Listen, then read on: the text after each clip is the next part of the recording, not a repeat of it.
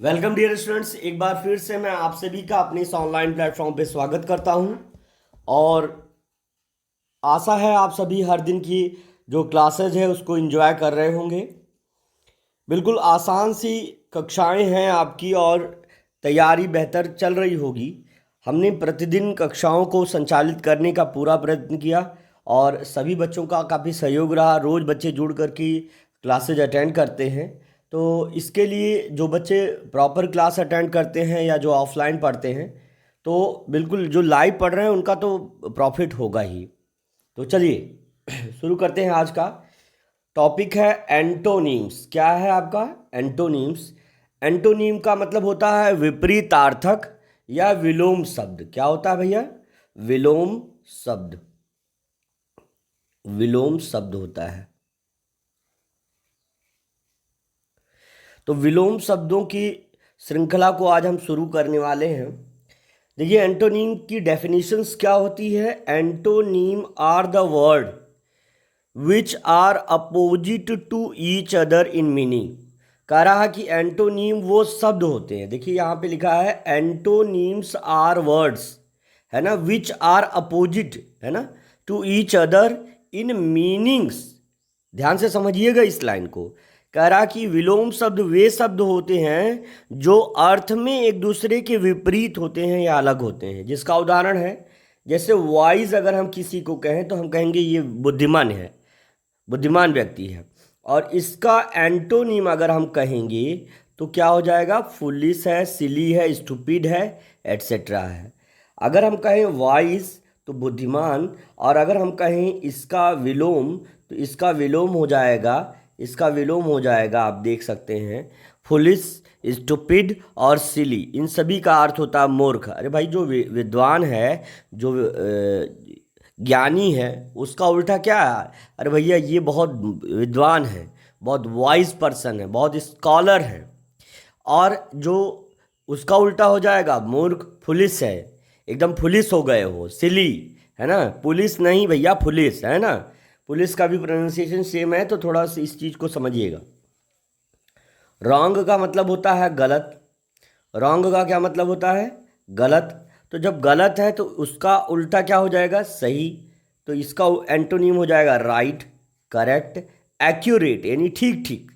तो एब्सोल्युटली आपको आ गया होगा, है ना, बिल्कुल आ गया होगा।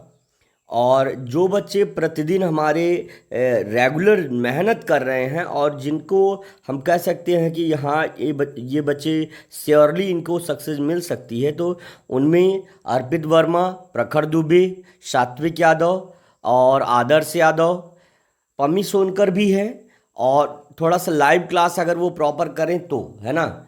और साथ में परिप्रियांश भी हैं, है ना। तो मे बी सबको, जिसमें से सबसे ज़्यादा योगदान अगर हम कहें तो सबसे ज़्यादा बच्चे जो है, जो ज़्यादा मेहनत कर रहे हैं, जो लेबोरियस हैं, उनमें शाश्वत, प्रखर और अर्पित वर्मा हैं। प्रियांश पांडे भी जहाँ तक है वो अच्छा काम कर रहे हैं।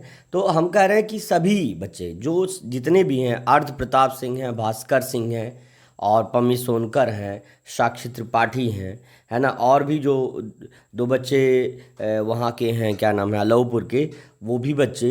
तो ये सभी लोग मेहनत कर रहे हैं। और साक्षी त्रिपाठी हैं, परी और प्रियांशु हैं, कशिश वर्मा हैं, पम्मी सोनकर हैं। तो सभी लोग मेहनत करिए भाई। देखिए, मेहनत करेंगे, रेगुलर लाइव क्लास में ज्वाइन करेंगे, मेहनत करेंगे, आपको सक्सेस मिलेगी, इसकी गारंटी है। तो देखिए शुरू करते हैं। अब देखिए, एक्टिव यहाँ पर लिखा हुआ है, एक्टिव। क्या लिखा हुआ है? एक्टिव। और इसका हो जाएगा पैसिव या इनएक्टिव। तो अब आप कहेंगे कि सर एक्टिव का मतलब क्या होता है? तो एक्टिव वॉइस होता है सकर्मक वाक्य, और पैसिव वॉइस का मतलब अकर्मक वाक्य। तो उसी तरह से इसका मतलब हो जाएगा, इसका मतलब हो जाएगा सकर्मक। क्या हो जाएगा बच्चों? सकर्मक, है ना, सकर्मक हो जाएगा। किसका? एक्टिव का मतलब लिख लीजिए आप सभी लोग, है ना। और पैसिव का जो अर्थ हो जाएगा, पैसिव का जो हो जाएगा अकर्मक। क्या हो जाएगा बच्चों? अकर्मक, है ना। सकर्मक और अकर्मक, या हम कह सकते हैं एक व्यक्ति सक्रिय है, दूसरा इनएक्टिव है, यानी दूसरा क्या है, सुस्त है, यानी इनएक्टिव है। अक्रिय भी हम कह सकते हैं, है ना। एक्टिव और इनएक्टिव से हम कह सकते हैं। तो मे बी क्लियर होगा बेटे, बहुत ही ज़्यादा आसान है। आप भी इसको पढ़ भी सकते हैं। ACTIVE, बोल मेरे साथ, ACTIVE, एक्टिव।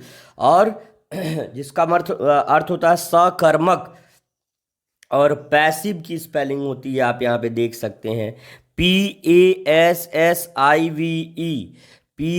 PASSIVE, है ना। तो बिल्कुल पैसिव का मतलब होता है क्या, अकर्मक, है ना। तो इसको भी आपको समझ में आ गया होगा।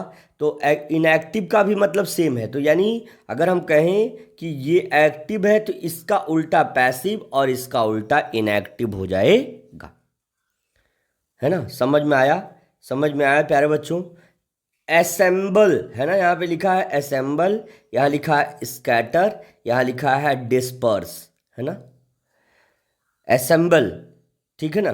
तो असेंबल का मतलब होता है इकट्ठा करना बेटा। क्या होता है, इकट्ठा करना। इसका अर्थ हो जाएगा इकट्ठा करना, इसका अर्थ हो जाएगा इकट्ठा करना। असेंबल का अर्थ होगा किसका, असेंबल का अर्थ होगा। और अगर हम बात करें स्कैटर का मतलब होता है बिखेर देना, इसका अर्थ हो जाएगा बिखेर देना।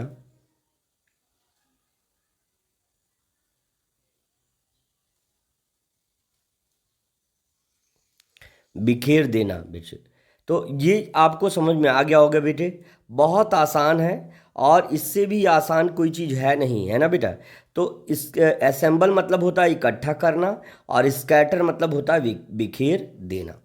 अब यहाँ देखिए आपका एंशिएंट।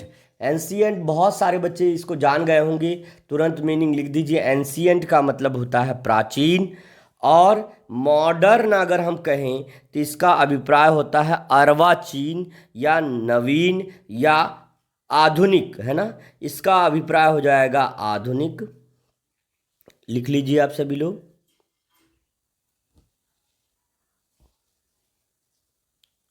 आधुनिक, और इसका अभिप्राय हो जाएगा प्राचीन।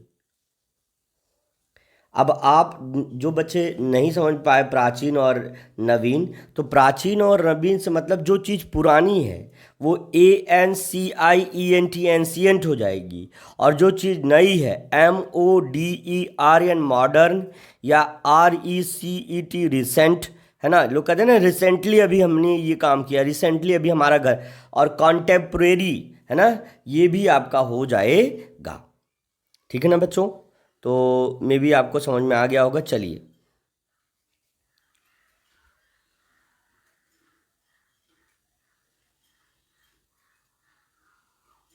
अगला वर्ड है एडवर्सिटी।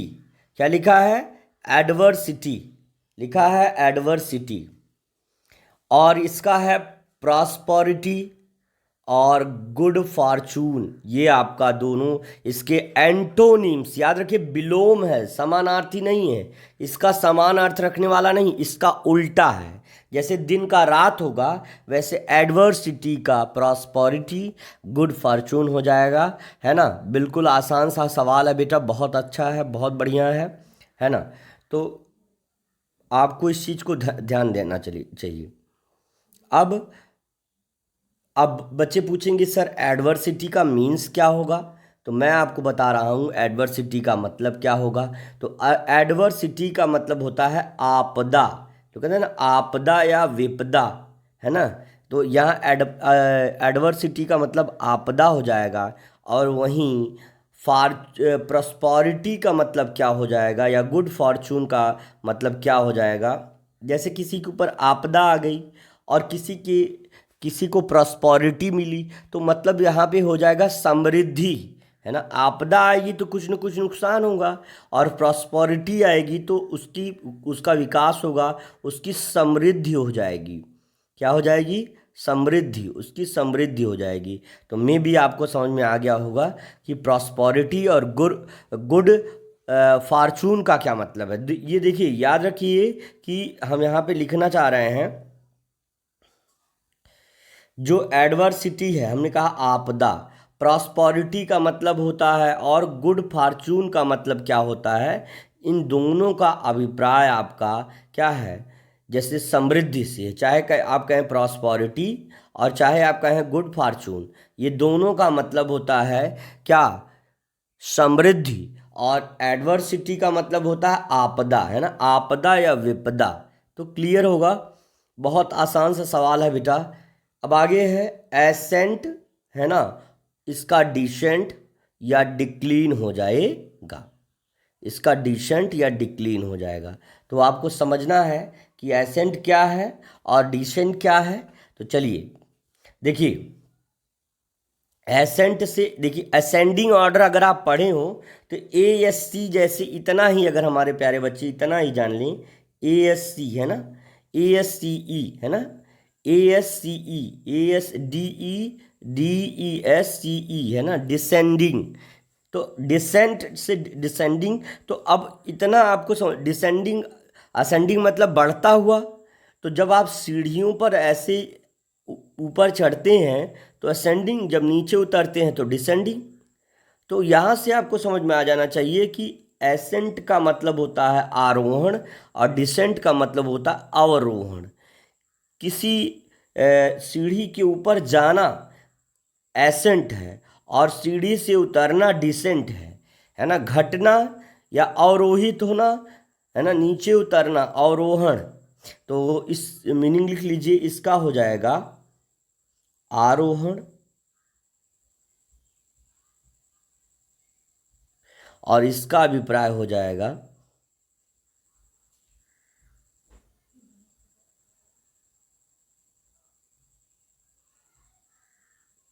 अवरोहण। ठीक है बेटा, ठीक है ना। चलिए नोट डाउन कर लीजिए सभी बच्चे, बहुत अच्छे, बहुत अच्छे प्यारे बच्चे, बहुत अच्छे बेटा, बिल्कुल। चलिए अगला शब्द आपका है एक्सेप्टेंस। इसका है रिजेक्शन, डिसएग्रीमेंट या रिफ्यूजल। तो आपको ये सारी चीज़ें पता चल रही हैं। तो एक्सेप्टेंस का क्या अभिप्राय हुआ।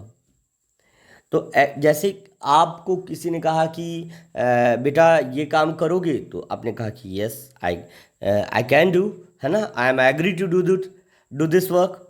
तो यहाँ पे एक्सेप्टेंस हो गया और रिजेक्शन उसका क्या हुआ कि आपने उस काम को मना कर दिया, आप डिसएग्री हो गए, डिसएग्रीमेंट हो गया, रिफ्यूजल हो गया, आपने मना कर दिया। तो आपको समझ में आ गया होगा, एक्सेप्टेंस का मतलब होता है स्वीकृति और रिजेक्शन और डिसएग्रीमेंट और रिफ्यूजल का, इन सब का अर्थ है अस्वीकृति। तो यह ये हो जाएगा स्वीकृति, है ना, ये हो जाएगा एक्सेप्टेंस का अर्थ हो जाएगा स्वीकृति। और ऑब्वियस सी बात है, अगर हिंदी में जो बच्चे पढ़ रहे हैं वो ये जानेंगे कि अस्वीकृति यानी स्वीकृति का विलोम अस्वीकृति, है ना। तो पहले एक्सेप्टेंस का आप लिख लीजिए, एक्सेप्टेंस का आप जो है यहाँ पर विलोम लिख लीजिए और उसके बाद एक्सेप्टेंस की मीनिंग, और उसके बाद हम जो है रिजेक्शन की मीनिंग यहाँ पर लिख दे रहे हैं। रिजेक्शन की अस्वीकृति क्या हो जाएगा, अस्वीकृति, अस्वीकृति हो जाएगा। ठीक है ना, नोट डाउन कर लीजिए बेटा। वही मीनिंग जो रिजेक्शन की है, वही मीनिंग डिसएग्रीमेंट की है, वही मीनिंग रिफ्यूजल की है।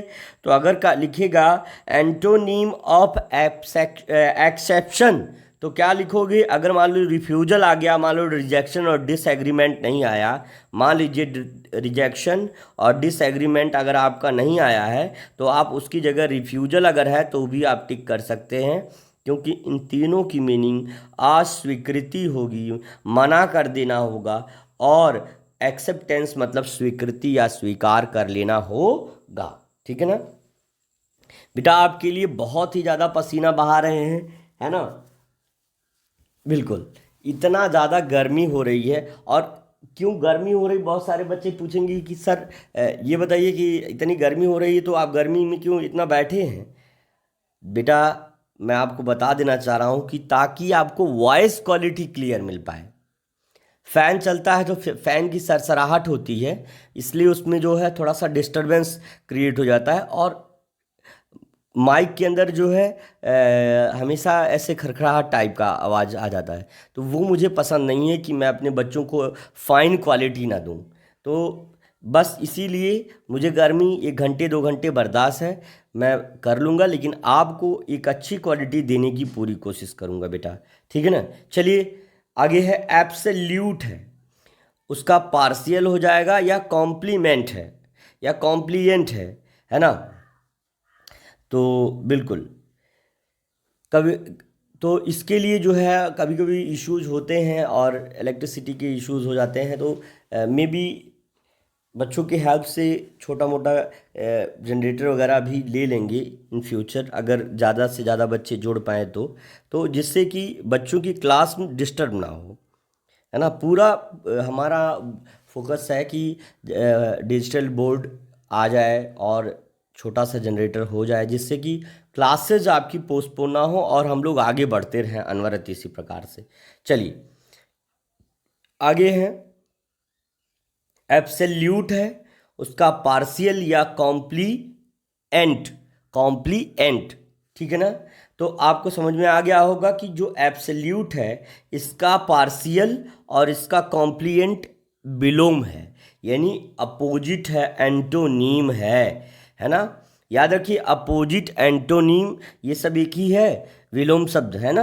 तो एब्सोल्यूट का मतलब होता है पूर्ण, क्या हो जाएगा, एब्सोल्यूट का मतलब हो जाएगा पूर्ण, यहाँ पर एब्सोल्यूट का मतलब हो जाएगा पूर्ण, और पार्शियल का क्या मतलब हो जाएगा, अपूर्ण। बेटा बहुत अच्छा है, कॉम्प्लीएंट हो या पार्शियल हो, इन सब का अर्थ हो जाएगा आपका अपूर्ण, है ना। अपूर्ण हो जाएगा, नोट डाउन कर लीजिए बेटा, नोट डाउन कर लीजिए। गर्मी काफ़ी है,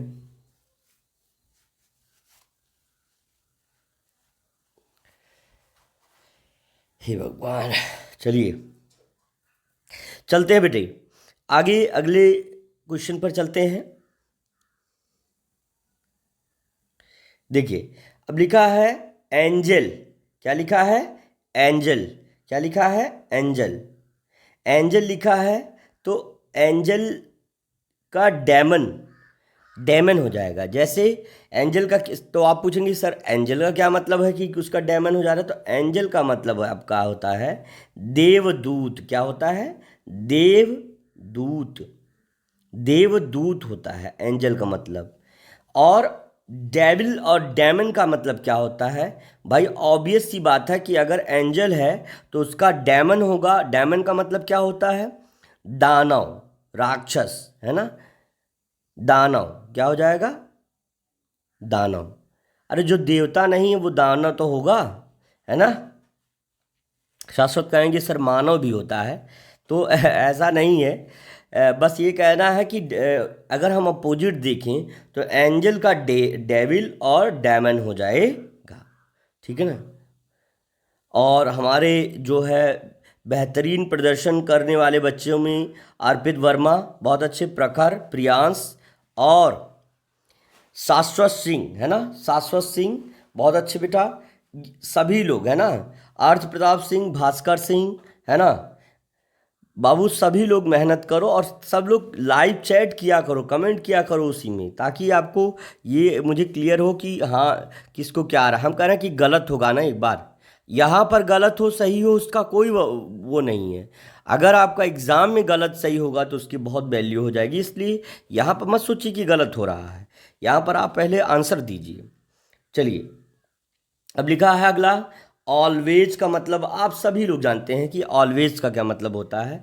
ऑलवेज का मतलब क्या होता है, तो सभी लोग कमेंट में तुरंत लिखिए। ऑलवेज मतलब होता है बेटा, ऑलवेज मतलब होता है हमेशा, क्या होता है, हमेशा, है ना, हमेशा। अच्छा अगर कोई पूछे कि बताइए सूरज अभी हुआ है कि हमेशा उगता है ना, डूबता और उगता है सूरज जो है हमेशा से कि अभी जल्दी जल्दी से, तो आप कहेंगे नहीं सर ऑलवेज। और अगर मैं कहूँ कि इसमें से कोई चोरी करता है तो आप कहेंगे नेवर, है ना। ना किया है और ना कभी भी नहीं करेंगे। तो यहाँ पे नेवर मतलब हो जाएगा कभी नहीं। यही जवाब होगा ना, क्यों भाई? कभी नहीं, बिल्कुल कभी नहीं।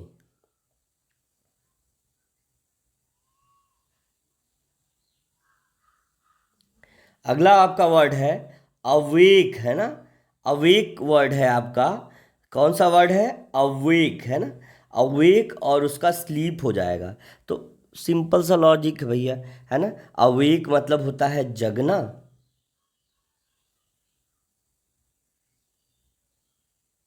और स्लीप मतलब होता है सो जाना या सोना।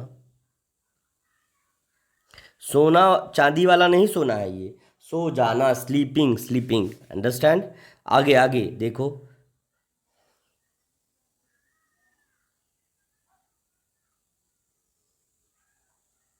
एबव मतलब होता है ऊपर, और बिलो का मतलब होता है नीचे।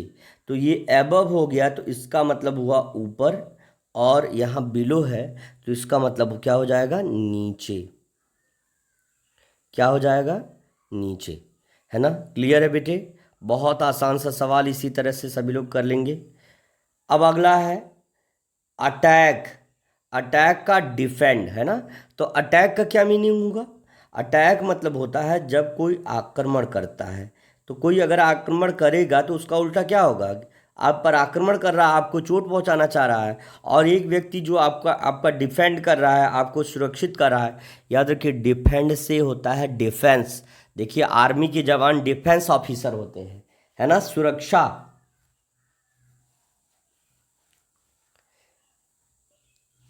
अगर किसी ने अटैक किया तो उसका क्या हो जाएगा?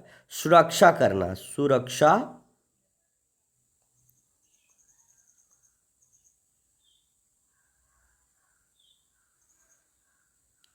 करना।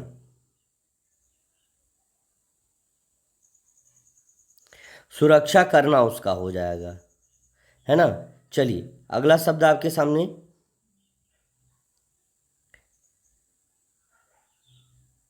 एग्री है, इसका क्या हो जाएगा? डिसएग्री। एग्री है तो क्या हो जाएगा? डिसएग्री। एग्री मतलब होता है सहमत,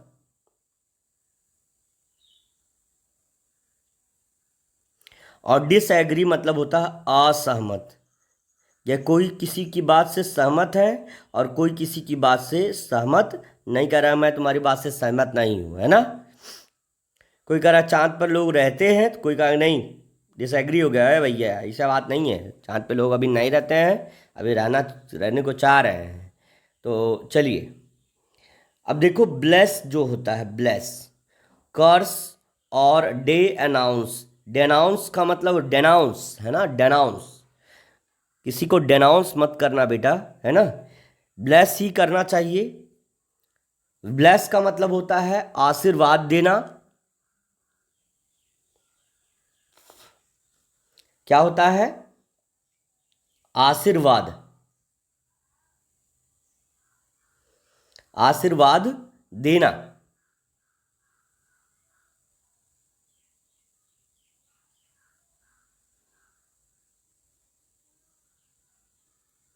और कर्स मतलब होता है, देखिए लिखा कभी कभी आप पढ़ते हैं ना कि science is a curse or boon, मतलब जो है वरदान है कि अभिशाप है। तो ये चीज़ है, कह रहा है कि आशीर्वाद हो गया।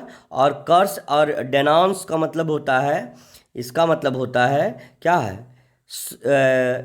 आशीर्वाद देना, इसका हो जाएगा श्राप देना, है ना बेटा, श्राप देना, श्राप देना, है ना। तो याद रखिए श्राप देना का कर्स, कर्स हो जाएगा। और अगर ब्लेस कर रहा है तो आपको कहना चाहिए कि हाँ।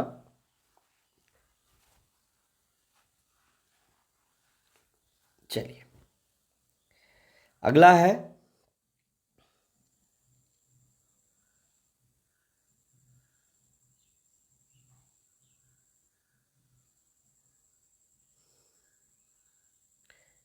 यहाँ लिखा है ब्रॉड। और नैरो या लिमिटेड, है ना, नैरो या लिमिटेड। तो आपको समझना होगा यहां से, जैसे ब्रॉड का मतलब होता है चौड़ा,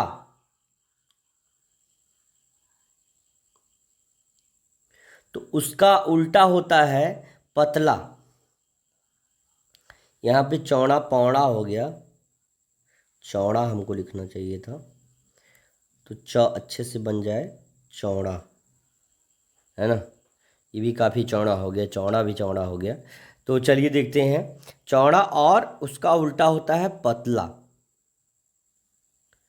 या हम उसको अगर हम दूसरे उसमें कहें तो इसको हम चौड़े को हम ब्रॉड का मतलब लिख सकते हैं विस्तृत। क्या लिख सकते हैं? विस्तृत। और अगर हम नैरो यानी उसके विलोम की बात करें, नैरो की, और लिमिटेड की बात करें, लिमिटेड की बात करें, तो इसका हो जाएगा संक्षिप्त या सीमित। क्या हो जाएगा बच्चों? सीमित।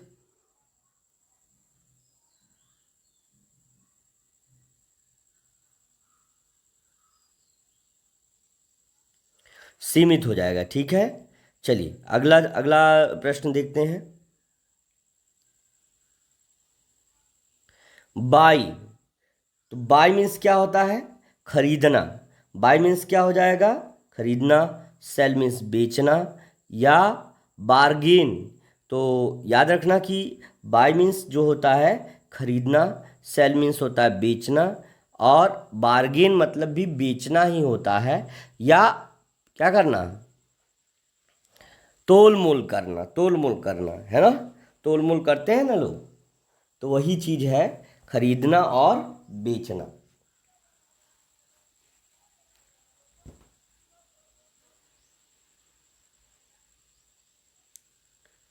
खरीदना, बेचना।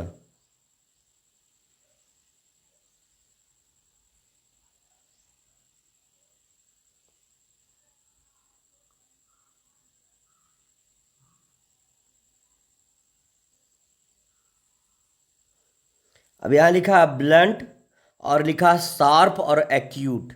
तो ब्लंट का मतलब होता है कुंद, है ना, कुंद। जैसे अगर आप कुल्हाड़ी कभी देखे हैं, कुल्हाड़ी और मतलब ट्रॉवेल भी होता है, खुरपा होता है ना, तो स्पेड इत्यादि होता है। तो कभी कभी देखते हैं कि जब उसको हम खोदते हैं या कुछ काटते हैं तो वो अच्छा उसमें शार्पनेस नहीं होती, धार नहीं होती है, तो वो कुछ उससे कटता भी नहीं है और ना कुछ उससे खोद हम सकते हैं कभी कभी भी, है ना। तो वही कुंद होता है, वो कुंद होता है। और शार्प अगर हम बात करें तो इसका अर्थ होता है धारदार। क्या होता है? धारदार।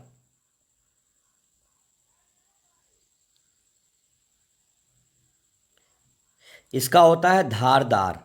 इसका क्या हो जाएगा? धारदार हो जाएगा, ठीक है बेटे। आगे है बीजी। बीजी का, है ना, आइडल। एक होता आइडियल, ये आइडियल वाला नहीं है भैया, ये बेकार वाला है, आइडल है ये, है ना। इडली मत बोल देना। तो आइडल, बिजी का आइडल, है ना। बिजी यानी व्यस्त का विलोम जो है ना खाली, है ना, बेकार। तो यही आपको बोलना है, लेजी। तो आप जान सकते हैं कि यहाँ पर बिजी का क्या होता है? व्यस्त। क्या होता है? व्यस्त, है ना। कोई कहा कि मस्त, ऐसा नहीं, व्यस्त लिखिए, ठीक है ना। आइडल, तो आपका आइडल का मतलब क्या हो जाएगा? व्यस्त का क्या हो जाएगा बताओ, तेजी से बोलिए। या हम इसको कह सकते हैं कार्यपरायण। इसको क्या कह सकते हैं? कार्य,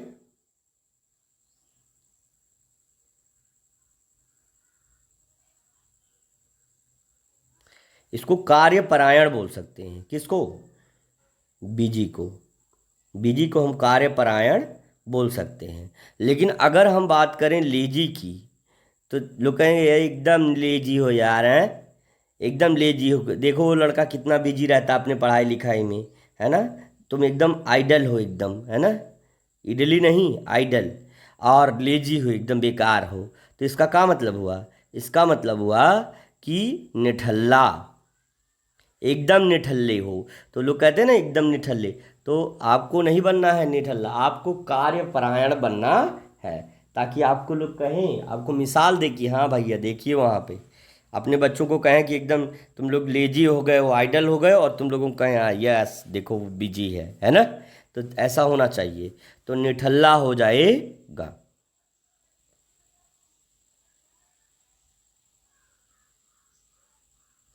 चलिए अगला शब्द आपको बताते हैं, अगले शब्द की मीनिंग, है ना, जो कि आपको आता भी है और बहुत सारे बच्चों को ये नहीं आया तो समझो कुछ नहीं आया। ब्यूटीफुल लिखा हुआ है, क्या लिखा हुआ है? ब्यूटीफुल, है ना। तो ब्यूटीफुल मतलब होता है सुंदर, और अगली मतलब क्या होता है? कुरूप। ऑफुल मतलब भी होता है कुरूप, ठीक है ना। तो आपको ये समझना है, कह रहा है कि ब्यूटीफुल का मतलब होता है सुंदर।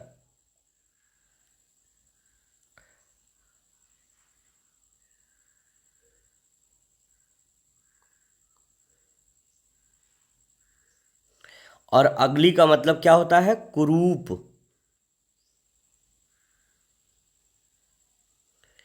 जिसके पास रूप ना हो, कुरूप।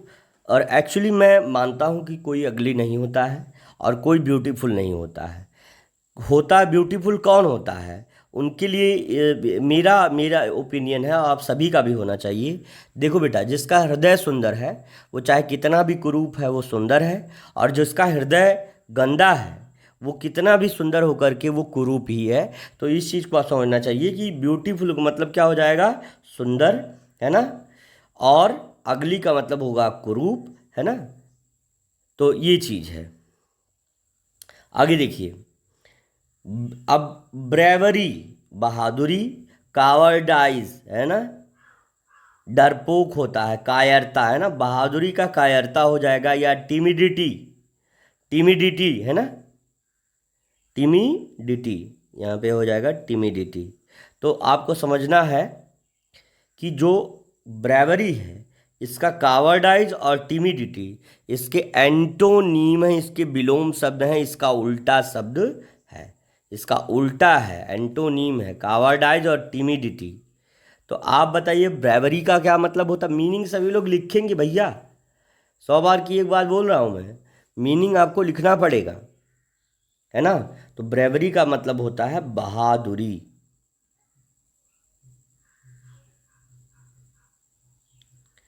और इसका मतलब क्या होता है? कावर्डाइज का, है ना। तो जो बहादुरी करेगा उसका उल्टा क्या हो जाएगा? कायरता दिखाना, है ना। कुछ लोग बहादुरी दिखाते हैं, ब्रेवरी दिखाते हैं, हाँ भैया पेड़ पे चढ़ जाओगे, यस, है ना। और कुछ लोग कहते हैं कि हाँ पेड़ पे चढ़ोगे, कहते हैं भैया हमको डर लग रहा है। तो वही चीज़ है, कावर्डाइज या टिमिडिटी दिखाने लगते हैं। तो ब्रेवरी, और तुम लोग भी ब्रेवरी दिखाने के लिए पेड़ पे मत चढ़ जाना, है ना। तो इस चीज़ को थोड़ा समझना। तो ब्रेवरी हर कई तरह का साहस कई तरह से होता है। अगर आप सेना में जाएंगे या किसी सेना के अधिकारी बनेंगे तो दुश्मनों से बिना डरे लड़ते रहना, दैट इज़ कॉल्ड ब्रेवरी, है ना। और डर के भाग जाना वो क्या होता है? कावर्डाइज, ठीक है ना। तो आपको समझना होगा। अब बेनिफिशियल है, देखिए यहाँ पर इसका है हार्मफुल और डिस्ट्रक्टिव, हार्मफुल या डिस्ट्रक्टिव।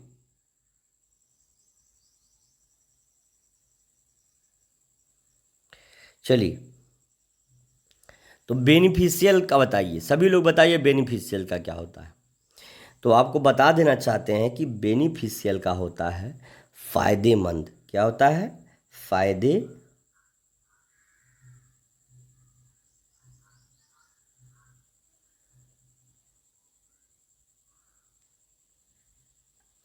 फायदेमंद। और हार्मफुल का क्या होता है?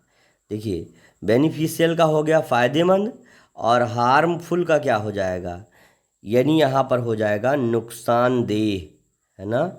जो आपको फायदा दे वो क्या है? नुकसान दे। उसका उल्टा क्या हो जाएगा? नुकसान देह, नुकसानदेह, है ना। या हानिकारक भी आप लिख सकते हैं, डिस्ट्रक्टिव, है ना। हानिकारक भी आप लिख सकते हैं। तो जो भी आप लिखना चाहें, हानिकारक अगर आप लिखना चाहें तो हानिकारक भी लिख लीजिए, हानिकारक। तो मे भी आपको समझ में आ गया होगा, ठीक है ना। जिनको आ रहा है वो अच्छी बात है, जिनको नहीं आ रहा है वो पॉज करके अपना नोट डाउन भी करते रहेंगे।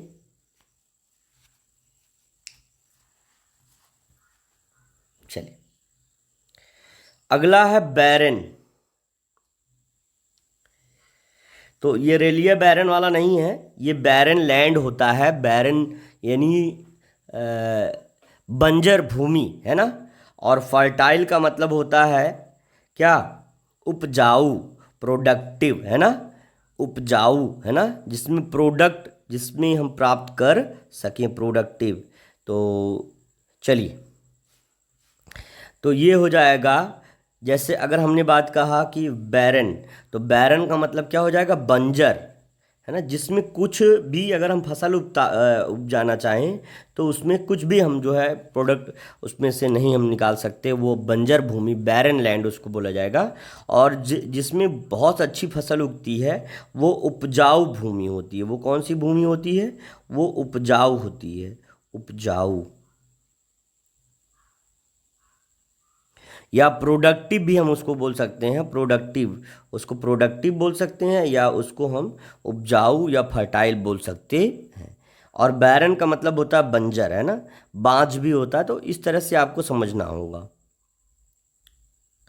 अब देखिए, एक शब्द ऐसा आया है कि साइंस के बारे में कहा जाता है विज्ञान वरदान है या बेन है या कर्स है ना। Science is a boon or curse, कह रहा कि विज्ञान वरदान अथवा अभिशाप। तो अब यहाँ से आपको समझना होगा, ऑब्वियस सी बात है कि देखिए जो है गाड़ियों का आविष्कार जब हो गया तो हम लोग गाड़ी से चलने तो लगे, लेकिन जो उसमें से जो स्मोक का एमिशन होता है, जो उसमें से धुआं निकलता है, उससे क्या नुकसान होता है बेटा। उससे नुकसान जानते हैं क्या होता है, उससे इन्वायरमेंट पॉल्यूटेड होता है। हम आराम से आते तो जाते तो हैं, बड़ा मज़ा आता है गाड़ी चलाने में और आने जाने में, लेकिन जो लंग डिजीज उससे निकलने वाले धुओं से होता है ना। कल कारखाने हैं चल रहे हैं, अच्छी इनकम है, बहुत लोगों को रोज़गार मिला है, लेकिन उन कारखानों से निकलने वाले धुएं कई करोड़ों लोगों को कैंसर जैसी गंभीर बीमारियां, लंग कैंसर और तमाम जो गंभीर बीमारियां हैं, टीबी है और सारी चीज़ें जो हृदय से संबंधित और फेफड़ों से संबंधित है, तो वो हो जाती हैं। तो ये भी है। तो आपको समझना होगा कि विज्ञान जो है जितना वरदान है उससे कहीं ज़्यादा जो है अभिशाप है। अब देखिए, इलेक्ट्रिसिटी से हम हमारे घर के, आपके घर के जो है पंखे, कूलर, किसी किसी के घर पे एसी भी है, चलता रहता है। हमको तो उससे लाभ तो मिलता है, लेकिन क्या आपको पता है कि उस इलेक्ट्रिसिटी का प्रोडक्शन करने के लिए कितने सारे कोयले का खनन होता है। तो ये सारी चीज़ें हैं। तो चलिए, उस टॉपिक पे हमको बाद में बात करना है। चलिए देखिए, बेटर, बेटर का मतलब क्या होता है, वर्स या पुअर का क्या मतलब होता है, ठीक है ना, बेटर। तो देखिए,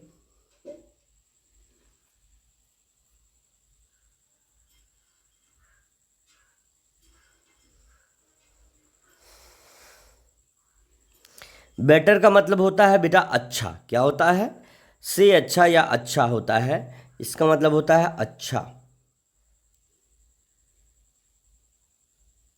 इसका मतलब होता है अच्छा, है ना, अच्छा होता है। और वर्स का मतलब या पुअर का मतलब होता है बेकार। तो इसका देखिए, पुअर बेकार हो गया और बेटर अच्छा हो गया। तो आपको बेटर बनना है, ठीक है ना। चलिए आगे देखिए, बोल्ड, है ना, अगला वर्ड है आपका बोल्ड। अगला वर्ड है बोल्ड का मीक हो जाएगा, कावर्ड हो जाएगा। तो अब आपको जानना है कि मीक का क्या मतलब होता है और जो है कावर्ड का क्या मतलब। तो वो अब देखिए, कावर्ड मतलब डरपोक होता है, सभी बच्चे जानते हैं इस चीज को। कावर्ड का मतलब होता है डरपोक। डरपोक देखिए, अभी हम डरपोक का मेरे हिसाब से क्या होना चाहिए, डरपोक लोग वो लोग होते हैं कि अगर किसी ने कह दिया कि भैया उधर थोड़े रास्ते पे जो खाली खाली रास्ता दिख रहा है ना, उधर एक चुड़ैल रहती है। अब कोई ऐसे कोई कोई बच्चे होते हैं कि अब रात हुई, चाहे कितना भी है वो हो जाए, लेकिन रात में जगेंगे नहीं। तो वही होता है कावड़, यानी मीक होता है। और बोल्ड का मतलब होता है निर्भीक। क्या हो जाएगा बोल्ड का मतलब? निर्भीक। यहाँ पे बोल्ड जो है ये तो ये इसका अर्थ होता है, बोल्ड का अर्थ होता है निर्भीक। क्या हो जाएगा बच्चों? निर्भीक, यानी जिसको डर का, अगर किसी कोई बहादुर बच्चा है उससे कहेंगे उधर चुड़ैल रहती है, तो क्या कर लेगी चुड़ैल? लड़ जाएंगे चुड़ैल से, है ना। तो इस तरह से हो जाएगा। बोल्ड मतलब होता है निर्भीक, और मीक और कावर्ड मतलब होता है डरपोक, कायर, है ना। अब आगे देखिए, यहाँ पे वर्ड है बिटर। बिटर का स्वीट, है ना। और यहाँ पर है डिलीशियस। करेला कोई खिला दिया, मम्मी करेले की सब्जी खिला दी, अगर मुंह टेढ़ा बनाओगी चार कोने का, है ना, तो इसका मतलब होता है कसैला। क्या है? कसैला। कभी कभी लोगों को नीम की पत्तियां खाते हुए देखा है, तो एक बार मैंने भी मुंह में डाल लिया भैया, चार कोने का मुंह बनाना पड़ा। और स्वीट मतलब क्या होता है? मीठा। है, स्वीट मतलब क्या होता है? मीठा। मीठा या स्वादिष्ट। जो चीज़ मीठी होती है तो स्वादिष्ट होती है, ऑब्वियस सी बात है, स्वादिष्ट। ठीक है ना। तो क्लियर है। स्वादिष्ट का नाम सुन के कुछ लोग बारात में चले गए होंगे, हैं, उनको वापस बुलाओ। चलिए देखते हैं। बिगिन। बिगिन का मतलब होता है प्रारंभ करना, और एंड का मतलब है ना। बिगिन का मतलब प्रारंभ करना, और एंड का मतलब होता है अंत करना। तो आपको देखिए, बिगिन मतलब होता है आपका प्रारंभ। क्या लिखेंगे आप? प्रारंभ। और एंड का मतलब होता है अंत। क्या हो जाएगा आपका? अंत हो जाएगा, अंत हो जाएगा, है ना। तो चलिए,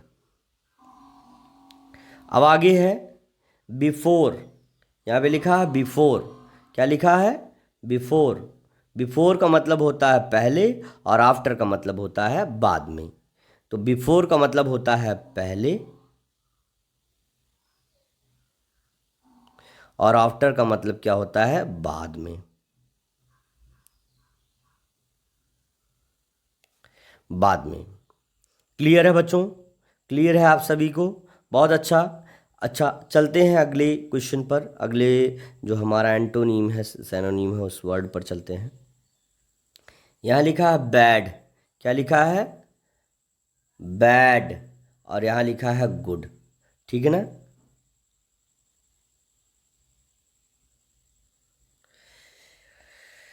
तो देखो, ये बैड है और ये है गुड।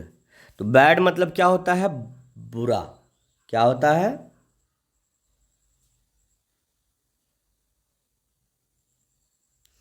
और गुड मतलब क्या होता है? अच्छा। क्लियर है प्यारे बच्चों? गुड का मतलब अच्छा, और बैड का मतलब बुरा। क्योंकि इन दोनों की मीनिंग विपरीत है, अलग अलग है, दैट्स वाई ये एक दूसरे के विपरीतार्थक शब्द हो जाएंगे, है ना, विलोम शब्द हो जाएंगे। अब इन वर्ड्स की मीनिंग हम नहीं बताएंगे, अगर इतना नहीं बताना पड़ गया तो एकदम जान लो पढ़ाने को क्या कहें। तो अब देखो, बिग का मतलब क्या होगा? बड़ा, है ना। और स्मॉल का मतलब क्या होगा भैया? छोटा, है ना। बाई का क्या मतलब होता है? बाई का मतलब होता है खरीदना। सेल का मतलब होता है बेचना। तो आपको यहाँ से समझना होगा, खरीदना, और उसका उल्टा हो जाएगा बेचना। ठीक है ना।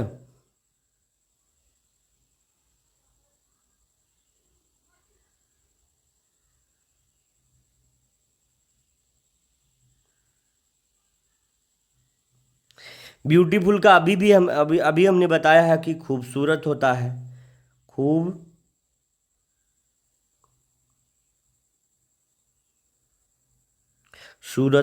और अगली का क्या हो जाएगा?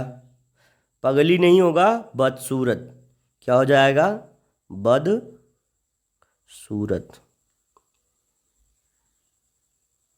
बदसूरत हो जाएगा। ठीक है ना।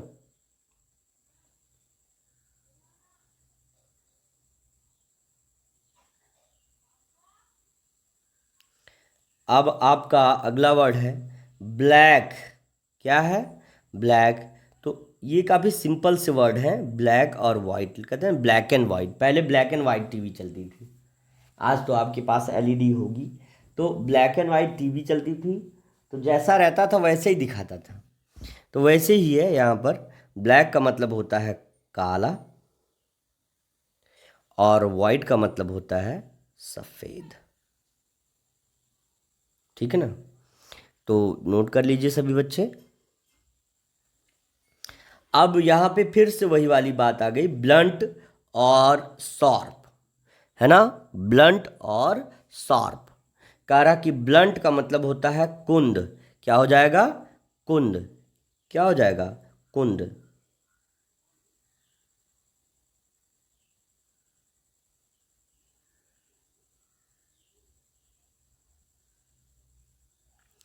और इसका मतलब हो जाएगा धारदार। जैसे ट्रॉवेल लिए, है ना, और कुछ काटना हुआ, तो सपोज दैट अगर ब्लंट रहेगा तो काटते जाओगे काटते जाओगे काटते जाओगे, कुछ काटबा नहीं करेगा। और धारदार को एक बार एक झटके में मार दिया, कट हो गया। तो यही होता है शार्प, है ना। तो ब्लंट का अपोजिट क्या हो जाएगा? शार्प हो जाएगा। अगला है आपका चीयरफुल। उसका ग्लूमी, सैड, मोरोस, है ना। मोरोस है ये, मोरोस, है ना। तो आपको याद रखना है चीयरफुल का क्या मतलब होता है, और ग्लूमी का, सैड का, मोरोस का। तो इसका अपोजिट ये सब है, उल्टा है। तो जो चीयरफुल होगा उसका बिल्कुल विलोम, इसका उल्टा शब्द ये होगा। तो चीयरफुल का मतलब तो भैया प्रसन्नतापूर्ण होता है। प्रसन्नता, प्रसन्नता पूर्ण, है ना। प्रसन्नता पूर्ण, प्रसन्नता पूर्ण होता है। और अगर सैड का मतलब कहें तो बच्चों को हमको पूछना नहीं पड़ेगा, वो कह देंगे पहले में, भैया दुखी होता है सर, दुखी, दुखी, है ना। तो दुखी हो जाएगा। चलिए अगला शब्द है आपके सामने।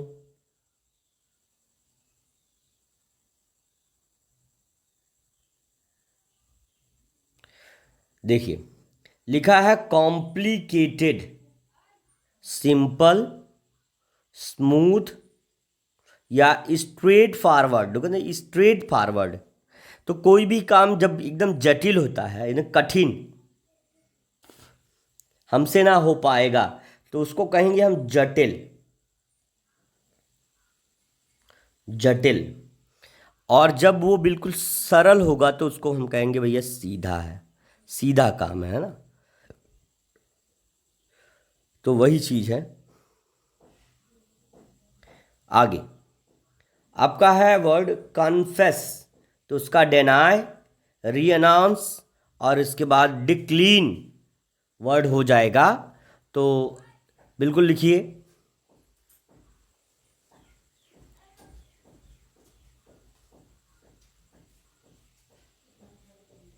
तो देखिए, कभी कभी क्या होता है कि जो मुजरिम होते हैं वो कन्फेस कर लेते हैं, यानी गुनाह को स्वीकार कर लेते हैं। स्वीकार करना,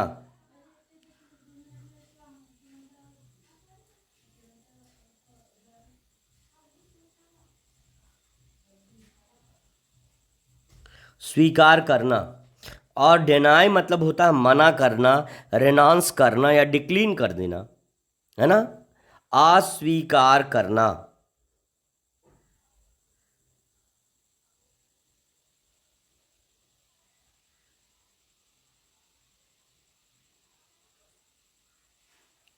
अस्वीकार करना।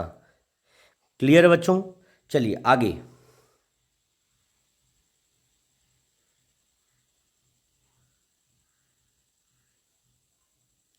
यहाँ लिखा है कंपेयर, यहाँ लिखा है कॉन्ट्रास्ट, यहाँ लिखा है डाइवर्जेंस, है ना। तो कंपेयर का मतलब क्या होगा?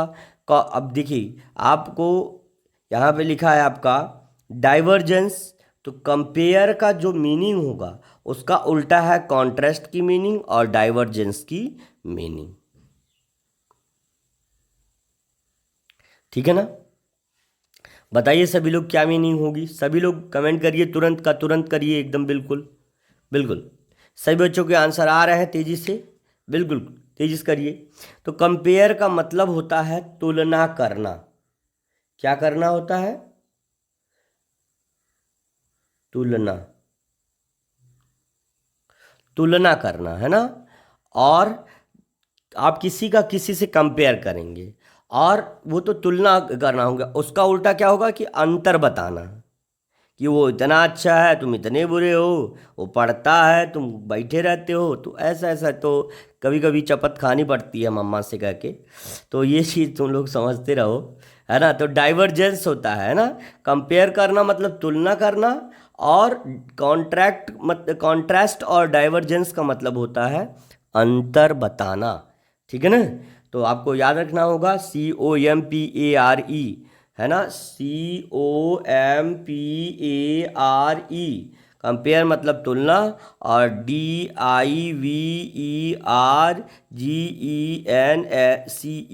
डाइवर्जेंस, इसका मतलब क्या होता है? अंतर बताना, है ना। तो आपको याद रखना होगा कॉन्ट्रास्ट का मतलब अंतर बताना, डाइवर्जेंस का मतलब अंतर बताना, कंपेयर का मतलब तुलना करना। अगला वर्ड है करेजियस, उसके बाद टिमिड है, मॉडेस्ट है। तो आपको समझना होगा ये सारी चीज़ें, करेजियस, टिमिड और मॉडेस्ट। तो चलिए तेजी से आंसर करते रहिए बेटा। तो याद रखना कि जो करेजियस होता है ना, उसका मतलब होता है साहसी। साहस से बनता है साहसी, करेज से बनता है करेजियस। तो साहसी यानी कोई काम करने के अंदर के लिए उसके अंदर बिल्कुल उत्साह रहे, साहस रहे, डर बिल्कुल ना रहे। और टिमिड जो लोग होते हैं भैया, उनका पूछो मत। टिमिड और मॉडेस्ट जो लोग होते हैं, है ना, ये डरपोका होते हैं, डरपोक होते हैं, यानी डरपोक हो जाते हैं। थोड़ा सा शब्दों पर आप लोग हंसीएगा मत बेटा, है ना। वैसे तुम लोगों को इंटरटेन करने के लिए बोलता रहता हूँ, बुरा मत मानना, है ना। तो डरपोक होता है, ठीक है ना। तो मॉडेस्ट का मतलब अगर हम कहें, टिमिड का मतलब, मॉडेस्ट का मतलब, दोनों का मतलब होता है डरपोक, है ना। तो बिल्कुल आप जब इसको याद करेंगे ना, तो दो तीन फायदा आपका होगा। एक तो आपको अच्छी इंग्लिश आ जाएगी, है ना। एंटोनिम सिनोनिम अभी बहुत सारे शब्द हैं, तुम अपने क्लास में पूछो, बहुत सारे वर्ड बच्चे नहीं बता पाएंगे। तो ये तो एक आप जो है प्लस ये हो रहा है कि आपको अच्छी इंग्लिश आ रही है, फिर आप इंट्रेंस की तैयारी कर रहे हैं तो आपका माइंड शार्प हो रहा है। दूसरी चीज़ कि अगर आप अच्छे से निकाल लेंगे तो एक अच्छा सुनहरा भविष्य आपका इंतजार कर रहा है। तो ये चीज़ है। आगे देखिए कर्स्ड, है ना, लिखा है कर्स्ड। तो ब्लेस्ड, है ना, ग्लोरीफाइड या सैक्रेड, पवित्र होता है ना, सैक्रेड। हाँ, जैसे गंगा सैक्रेड रिवर है, हॉली रिवर है, गीता सैक्रेड ग्रंथ है हमारा, है ना, ग्लोरीफाइड है या ब्लेस्ड है। तो कर्स्ड का मतलब होता है शापित बेटा। क्या होता है? शापित। किसी चीज को श्राप दे गया हो तो वो शापित हो जाती है, शापित। और अगर ब्लेस्ड अगर हम कहें तो ये हो जाएगा सौभाग्यशाली।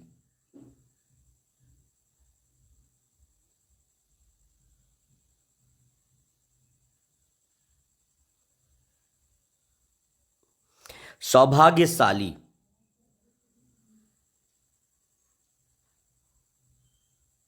अगला है,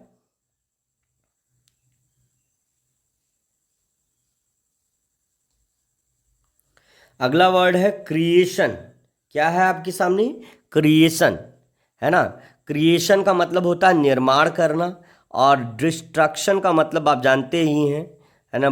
जोगी बाबा का बुलडोजर काम कर रहा है, डिस्ट्रक्शन कर रहा है, तो मे बी कहीं ना कहीं उसका बैड इफेक्ट भी है, गुड इफेक्ट भी है। तो वो तो उनका लेना देना, सरकार भाई क्या करे, क्या नहीं कर रही है, तो उसके बारे में मैं ज़्यादा नहीं राय दूंगा। लेकिन ये है कि डिस्ट्रक्शन का मतलब होता है नष्ट करना या विनाश करना, और क्रिएशन का मतलब होता है निर्माण करना। तो निर्माण करना बेटा कठिन है, नष्ट करना आसान है। याद रखना, निर्माण, निर्माण, निर्माण है ना, एक घर बनाना कितने दिन का समय लग जाता है, बहुत दिन का, और घर गिरा देना एक दिन का भी समय नहीं लगता है। तो याद रखना, निर्माण का क्या हो जाएगा आपका, विनाश। क्या हो जाएगा बच्चों, डिस्ट्रक्शन या एलिमिनेशन, एलिमिनेट करना, विनाश कर देना, नष्ट कर देना।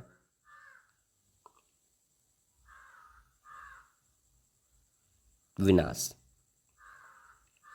ठीक है बच्चों, प्यारे बच्चों, इसको अपना नोट डाउन कर लो, बहुत अच्छे आसानी से कर लेंगे। अगला वर्ड है आपका सिविलाइज्ड। तो उसका अनसिविलाइज्ड है, और उसका आपका वाइल्ड है, वाइल्ड है ना। तो सिविलाइज्ड, तो आप समझ सकते हैं कि सिविलाइज्ड का मतलब होता है सभ्य, है ना। लोग कहते हैं ना कि हमको नहीं लगता कि भैया आप सिविलाइज्ड हैं, आपको सभ्यता व्यता है, बात करने की तमीज वमीज है। गांव में आप देखते होंगे या कहीं पर भी अगर कोई उल्टा पल्टा बोल रहा है तो उसको लोग ऐसे ही सिखाते हैं। और वाइल्ड मतलब जंगली होता है ना। तो लोग कहते हैं कि कुछ पढ़े लिखे हो कि नहीं, है जंगलीय हो एकदम। तो वही चीज़ है यहाँ पर। क्या अनसिविलाइज्ड का मतलब होता है असभ्य बेटा। क्या होता है, असभ्य, जिसके पास सभ्यता ना हो, जिसके पास जो है मैनर्स ना हो, वो हो जाएगा वाइल्ड या अनसिविलाइज्ड। और सिविलाइज्ड मतलब होता है सभ्य हो जाएगा।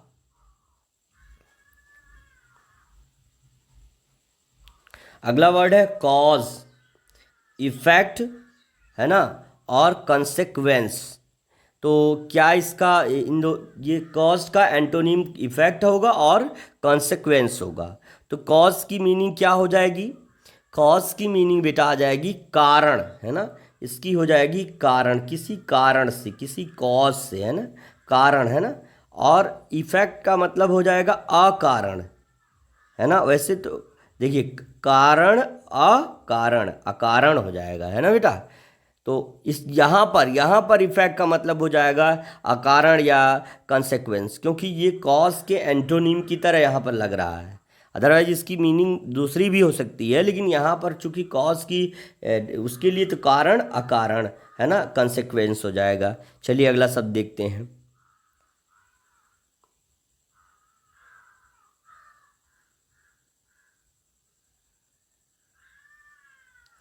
अब अगला वर्ड है क्रूएल।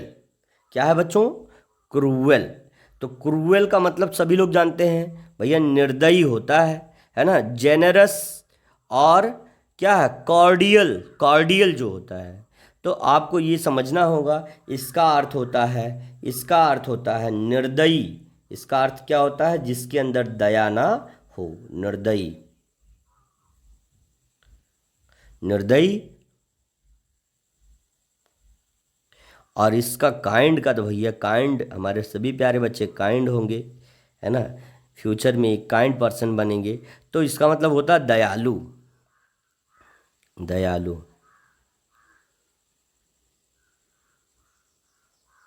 दयालु हो जाएगा।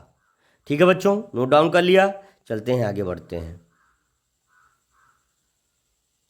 अब आगे सिर्फ एक शब्द की आज हम जो है लास्ट आपका कॉन्ट्राडिक्ट पर ही ख़त्म करेंगे, क्योंकि आगे की क्लास जो है, देखिए अब जैसे आपको कहना होगा तो आप हमसे कह सकते हैं कि सर हमको समझ में आ रहा था, आप और क्लास लंबी करिए। लेकिन बेटा मैं ये सोचता हूँ कि उतना ही काम करिए जितना आपको डाइजेस्ट हो जाए। अब खाना अगर बहुत जायकेदार बन गया तो ठूस ठूस के खा लोगे तो क्या हो जाएगा, फूड पॉइजनिंग हो जाएगी, एसिडिटी हो जाएगी, ये सारी चीज़ें। तो उसी तरह से ऐसा लिमिटेड इस तरह के से पढ़ो कि जो तुम्हें माइंड में तुम्हारे घुस जाए, समझ में आ जाए, जो फारगेट ना हो, जिसको हम याद रख सकें। और इतना ज़्यादा पढ़ लोगे कि जो जैसे बाउंस चला गया तो क्या मतलब है उसका पढ़ाने का, पढ़ने का। तो कॉन्ट्राडिक्ट का मतलब होता है विरोध करना, विरोध करना। वैसे बुरा लगेगा तो इस बात का विरोध जरूर कर देना, है ना। तो विरोध करना। और अभी तक जिसने लाइक नहीं किया भैया, लाइक तो ठोक दिया करो हमारे प्यारे बच्चों। है विरोध करना, क्या हो जाएगा, विरोध करना, इसका विरोध करना हो जाएगा। और किसी चीज़ का जैसे विरोध करना कि ये काम नहीं होगा, ये काम नहीं होगा, तो अब दूसरा आदमी उसका उल्टा क्या करेगा, मंजूरी दे देगा, भैया नहीं करो चलो, मंजूरी देना।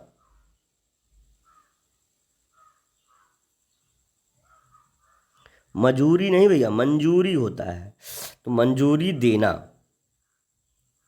ठीक है, तो याद रखना बेटा प्यारे बच्चों। और आई होप आपको क्लासेस पसंद आ रही होंगी, है ना। तो अपना ख्याल रखिए, अच्छे से पढ़िए, जितना रोज़ पढ़ाया जाता है उसको रिवाइज करते रहिए। मिलते हैं अगली क्लास में, तब तक के लिए thank you, best of luck, see you tomorrow.